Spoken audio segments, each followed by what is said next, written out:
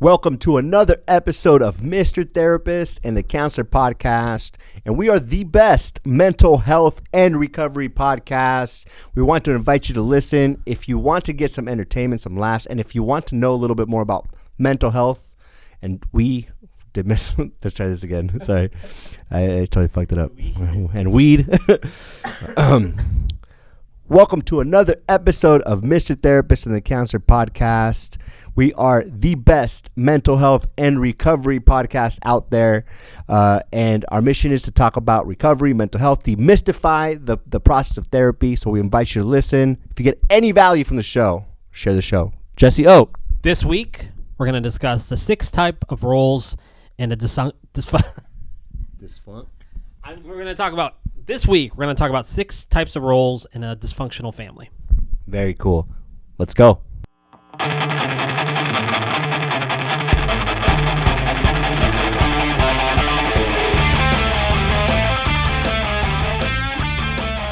Here we go. We're back. Another episode. Damn, Hey, I was just blowing my nose. I don't have anything on my face or mustache. No, you're handsome as always, my Thanks, friend. man. I told you this. I had walking pneumonia. Yeah, you did. And then my Sounds daughter... like an old people sort of illness. Yeah, it's for the elderly.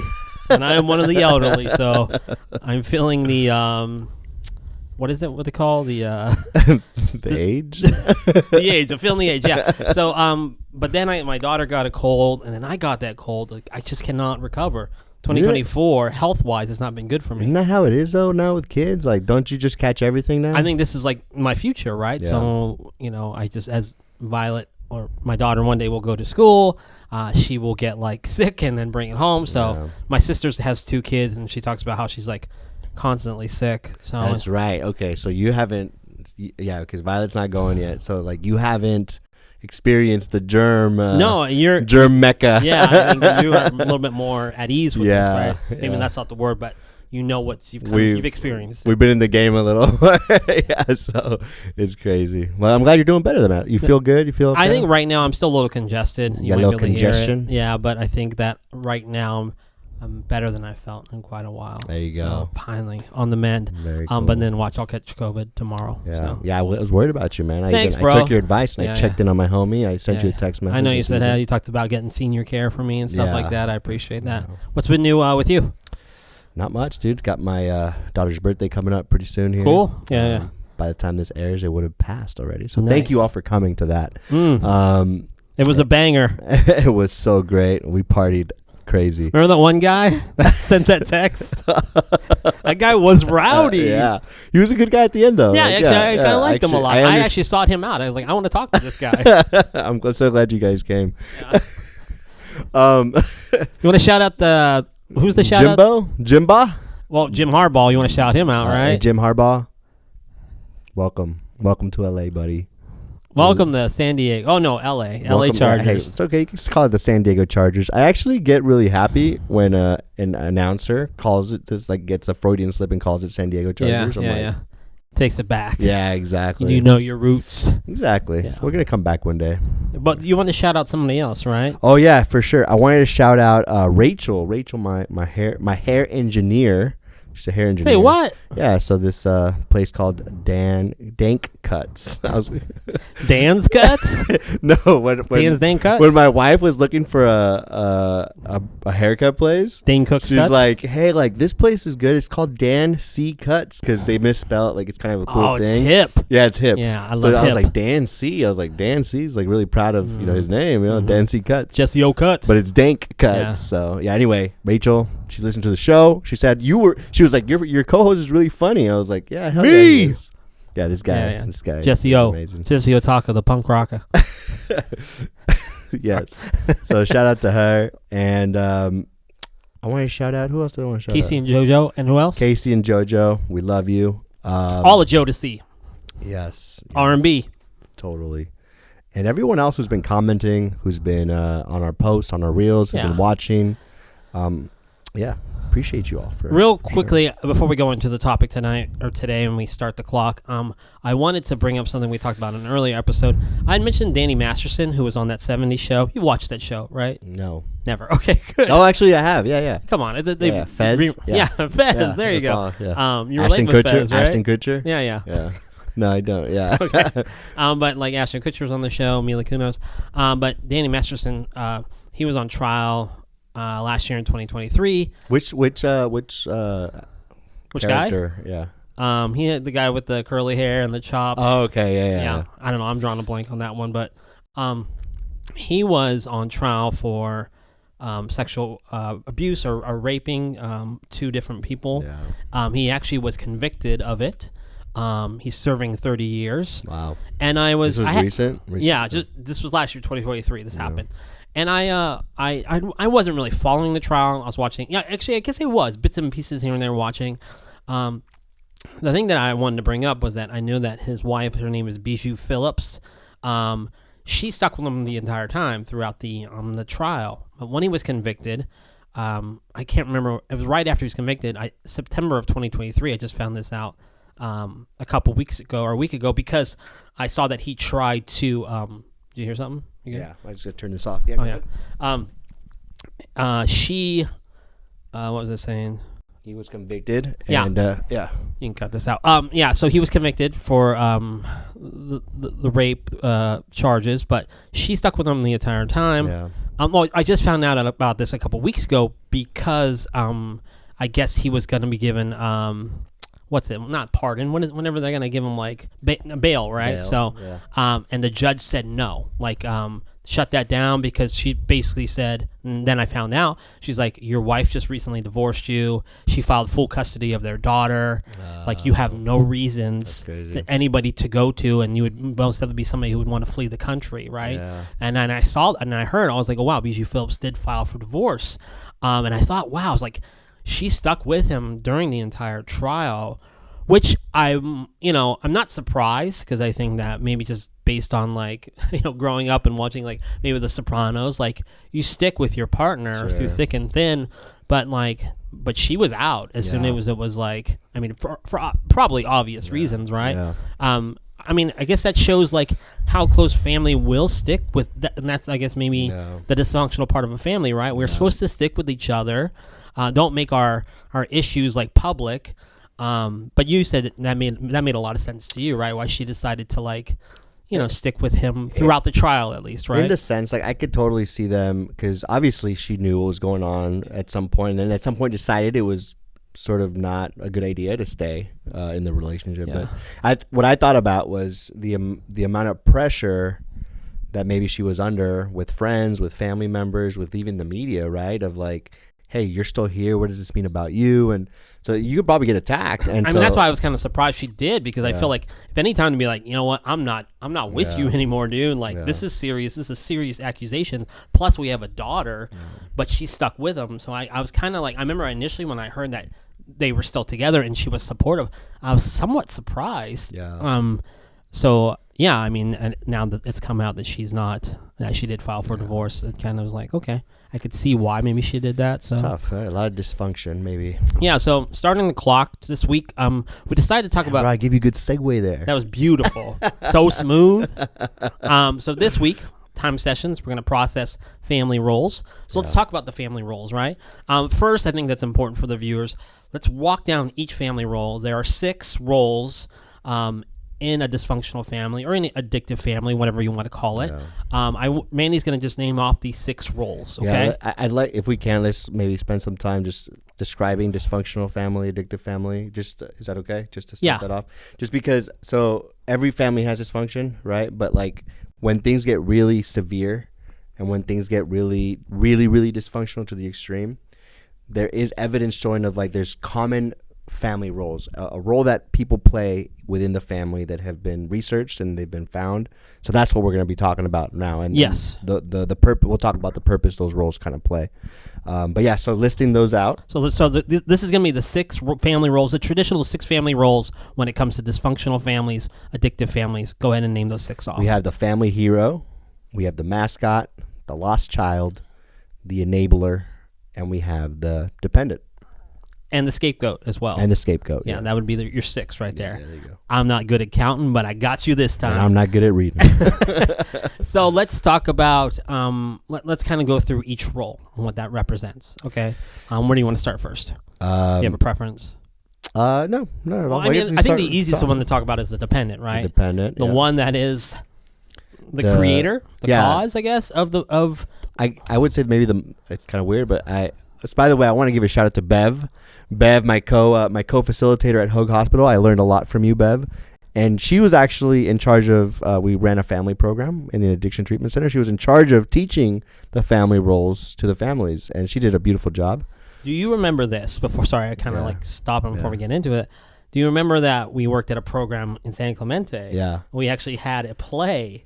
Yeah. We did the 6 family roles, right? Yeah. Were you in that? I was always a family hero. You were the family hero? Yeah. Do you remember what I was? You were the scapegoat. Yeah, Sleepy. Yeah. It's Sleepy, that's right. You were med seeking. Very stereotypical too. The whole Well, you were tatted. You were like the only tatted up clinician. Yeah, I had the top button. It was very.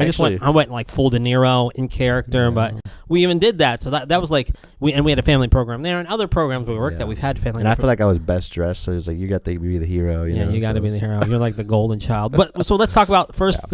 Let's talk about the dependent, right? Shout out to Carmela. the dependent, the addict. They're kind of the addict. I would say the most, quoting Bev, the most dysfunctional person in the family. I would call them, right? And it could be an addict when there is addiction in the family, but it could also be the symptomatic person if we're talking about chronic anxiety, chronic depression, chronic trauma, right? Like this is that person. The dependent is the most dysfunctional person, I guess. Yeah. The next one is the family hero. I've heard about these roles, like I said, for quite a while, but there is a little bit different interpretation. So I would like to ask you, what is your interpretation of the family hero? So the family hero is the one that is the trophy, I guess, the trophy family member. They are on the outside. They're doing very well. They probably if they're in school, they're probably in a really good school, getting good grades, excelling. If they're working, they probably have a really good profession. They get their shit done. The family highly approves of the family hero. Another thing about the family hero that's important to bring up, I think, is that sometimes the family hero is the one that is almost kind of pretending like things are okay. Yeah. Like if I do this, if I make good grades, if I'm the quarterback of the football team, like people won't look inside my family. They'll think from the outside because I'm achieving so well, this individual, like they won't see the dysfunction within. So it's like this, it's kind of like that's why often when I meet a client and they seem like that A+ student or that star athlete, you're like, I think it's a stereotype of like, you don't have any problems. Look at you. You look great. And that's why, there's that presentation. But also with the family hero, and I've heard it almost called like the golden child as well, is that like there's also a sense of perfectionism. Like they have to achieve these standards so high, and if they falter, that's where you could see a lot of like that person carrying a lot of stress and maybe some hidden anxiety as well. Well, I think the family hero, he feels proud of himself, or she feels proud of himself or herself, and their accomplishments, because the people that are telling them they're doing a good job is the people in the dysfunctional family, right? And then the outside people who kind of say that again. The people, the criteria he's going by, if he's doing a good job or not, is set by the family. So the family is sort of like the ones that are praising him and saying you're doing a good job, and behaviorally sort of conditioning him to feel good that he goes to school, to feel good that he has a good job, to feel good that he's the one that they go to for support, right? And so I guess what I'm saying is like the reason why it's on the outside and not on the inside that they feel good is because it's not really by their own standards. They're trying to just keep the fammy happy. Yes. Yeah. So the next one is the mascot. What is the mascot? The mascot is I would say the jokester of the family. Yeah, the funny one, right? I think they call the mascot sometimes the clown, right? Is that correct? Yeah, I think so. Yeah, I think such a harsh word, but no, I mean like this is like, and these are old traditional I don't know what year it came out, but I remember it being the kind of the clown of the family, Yeah. in the sense like they are deflecting the real problems and maybe the issues they're even dealing with. Right? They're using humor. They're almost using that Robin Williams syndrome as they perform and they present and make a joke out of everything, but deep down inside, they know it's problematic. They know there's troubles, there's dysfunction, but they ease the tension in the family through jokes too, right? Like yes, they kind exactly. of, when things are super tense, they've learned to be super hypersensitive about that, and they've learned how do I ease this? How do I let the air out of the balloon a little bit? I've heard also too the mascot, and the next thing that we talk about the lost child a lot of times would be that maybe that middle child or maybe that younger, the baby of the family as well. Sure, So. The next one, you want to talk about the lost child? The lost child. So the lost child is, I'm quoting Bev here again because she does a beautiful job of saying this. The lost child is the one you don't ever have to worry about. The child who's quiet, who doesn't complain a lot, who doesn't ask a lot of you. And you're kind of thankful openly about having this child because, man, like we have a lot to worry about except for this child. And so we're really grateful for that. However, the lost child has a lot of needs that always go unexpressed, and that comes with a lot of problems. Yeah. The lost child as well, kind of like just under the radar, not one to speak up, completely different from the mascot. Yeah. A lot of times, too, I think it's the middle child, younger child. But there's also an underlying concern. Once again, they're still in the family. Yeah. They're seeing the dynamics, the dysfunction. They're impacted, but they go inside. Yeah. And they tend to develop a lot of chronic illnesses because of that suppression of emotion. Right. Next one is the scapegoat, or AKA the old black sheep, which I tend to, you ever notice how people will say, I'm the black sheep of the family, the black sheep of the family. And when they say that, I often will respond with like, did you give yourself that role, that title? Because a lot of times we feel like we're out of step with the world, so it's like we might as well be like, hey, we are different. Yeah. I'm going to be the black sheep of the family. We create this almost like role for us, so we have some kind of a established role to have, at least in the family. So you can be created too by the family. Like, why can't you be more like your brother? Why? Like, we don't ever have to deal with anybody else but you. Like, it's always you. Like those narratives can create this feeling of that for you. I think the scapegoat too, I don't know specifically, like I think that could be the oldest child, that could be the youngest child. I think there's any type of combination there. Whoever's like maybe whoever's doing well in the family, that scapegoat might feed off of that energy negatively, and that might be created by like mom, dad, whoever. So I think the scapegoat is the one who the family will project all of their anger and frustration with everything else happening onto the scapegoat. So scapegoat probably has the best musical taste too, wouldn't you say? Probably. They're very handsome. Got a good mustache. Yeah. The last one, talk about the enabler a little bit. The enabler, we'd always paint the enabler as the if we had like a regular American family, right? It's like husband, wife, 3 kids. 3 kids being the family here, the mascot, the lost child, and scapegoat, or 4 kids.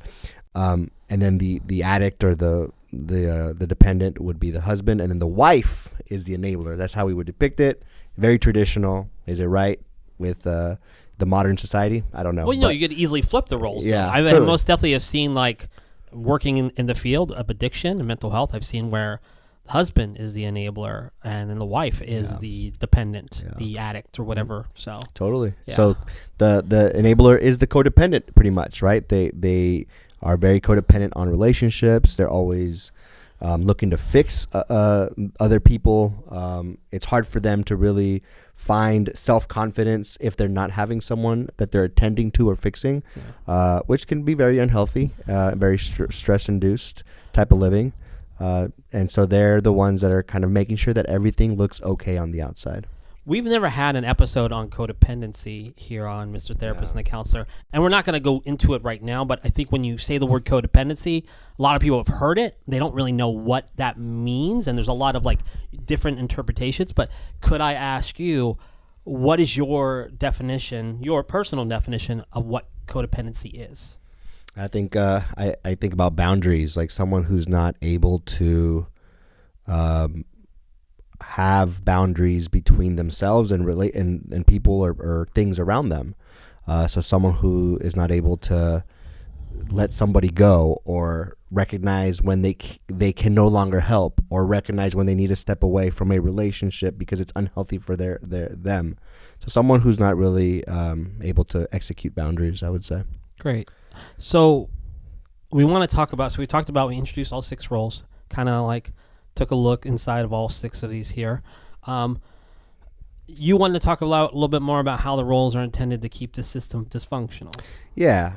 And I guess maybe I could start asking you, like, why do you think this is important for people to know? Like, because they teach this in treatment centers all the time, addiction treatment centers. Mm-hmm. Like, why do you think it's important? I think it's important because how do we deal with that one individual? Yeah. And I want to say this, too, before I answer the question fully, is that the roles can rotate. It's not that, like, if you're the family hero, you're always the family hero. People do, like, change off on different roles. So, but I think it's important to know, to illustrate, to identify, like, where everybody's at and how we can, like, improve the family system, right? Like, how we can change the dysfunction. Like, sure, you've created this role, have been pushed into this role because of maybe that one person. Yeah. Has hit, the dependent, the addict.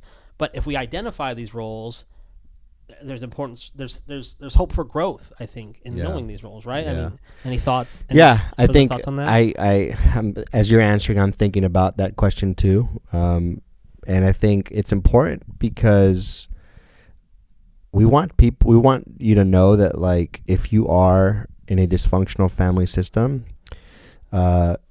there's some accountability you have to keeping that dysfunction together, and the sooner that you recognize some of the unhealthy ways that you're keeping the dysfunction going, and it's not supposed to be in a mean way or in a make you feel bad about that, but just to take accountability, because that's good news. That means that you can change the dysfunction as well. You can make it less dysfunctional. It's just really hard, but and that could segue us into just how this is supposed to keep the dysfunction within the system consistent. Is every single person that we just listed plays a role to keep the person who is the sickest person, the dependent person, sick, right? And to enable them to continue behaviors. And I want to distinguish, because there are people and family members out there who are depressed, who are anxious, who are maybe over drinking, and I'm not trying to be hard on them and be like, oh, we're keeping them sick and we gotta do boundaries and kick them out of the house. But over time, if you've been trying to help this person, nothing's getting better, and it's causing so much tension for the family, where you guys are fighting, you're unhappy, you're not talking, there's no realness in the family. There's something dysfunctional that we have to address and we have to change.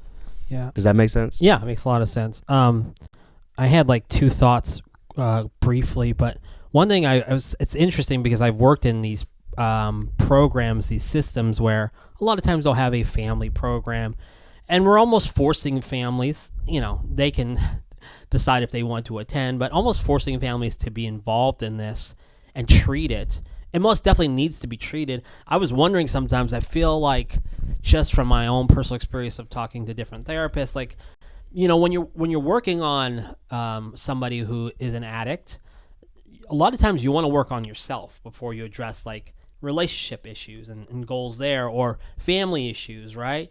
Sometimes it's almost like this, like, expedient exercise to get family involved. Like, I think it's important to educate the family, but I think my personal thought on this is that, like, if you are a person that is, like, working on your own recovery, mental health, or addiction, I think it's most definitely key, you could disagree with me on that, is, like, to address your own issues first. Yeah. Because family can be huge triggers, right? Like, they can, or even traumatic experience and bring things up that you're not ready to deal with and talk with. So, are you saying that, like, family members who, like, if there's an addict in the family, to just focus on themselves versus focusing on maybe the initial. I think initially a lot of times. And once again, I've worked with programs that are designed to be like, hey, we should have a family program, because family most definitely, like, families probably sitting on interventions. They want to get some tools themselves, right? They want to be educated. They need support. They're usually the most invested right, people. Exactly. Yeah. So, like,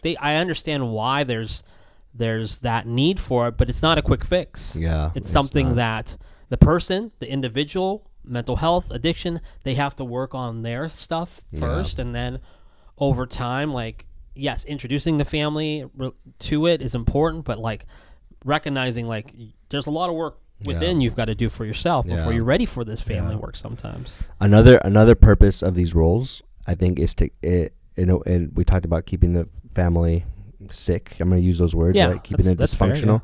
Fair, if one of the people in the family try to get smart or try to like change the system, what tends to happen all of the times is everybody in the family will turn against that individual. That's why it's so hard to create change. They'll turn to you because you're bringing the system out of balance, and you bringing the system out of balance keeps people from being able to hide their own contributions to keeping the family system. So usually, and it's actually kind of cool on my side as a therapist, when somebody comes in because their family is in a dysfunction, maybe they're not the alcoholic, maybe they're the mascot, the family hero, you start educating them about what's going on. They start to see and connect the dots as to like, wow, like it's so crazy how we're all keeping this going. They'll start to change their behavior. All of a sudden, their stress, their anxiety, and their symptoms of depression go up because they'll start to speak up for themselves. They'll start to call shit out for what it is, and everyone starts to turn on them. And it sucks. It's a very lonely process to be the one to lead the way to change your family. And so I think it's important to find support if you tend on doing that. Yeah.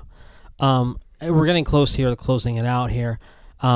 We discussed like how to get out of these roles, like we kind of we covered that pretty much, right? Is there anything else you'd like to add to that? Like, how do we get free from breaking? I think it starts from recognizing what these roles are, getting some help for yourself, go to therapy, attend an Al-Anon meeting, maybe even attend a family support group.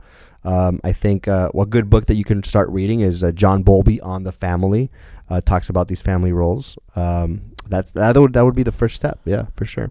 I just want to share a personal experience on like the family roles, and it kind of relates to that. But like, I remember growing up, I had a friend in high school. Her name was Amber George, and I remember like years later, she was asking about my family, and she said this statement to me that really stuck with me, and I think it really resonates with our topic in family roles and like keeping these things hidden and keeping our secrets safe, but it keeps us sick. Is that like she said, you were always so secretive about things, and like she said something along the lines of like, never really knew what was going on with you, and I realized like I was trained in some ways not to talk about certain things because there was so much dysfunction going on.